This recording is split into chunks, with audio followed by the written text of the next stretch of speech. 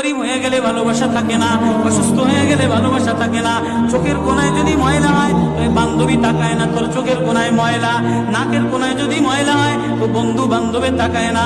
এখানে যদি একটা ফোড়া হয় তো বন্ধু বান্ধবী তাকায় না।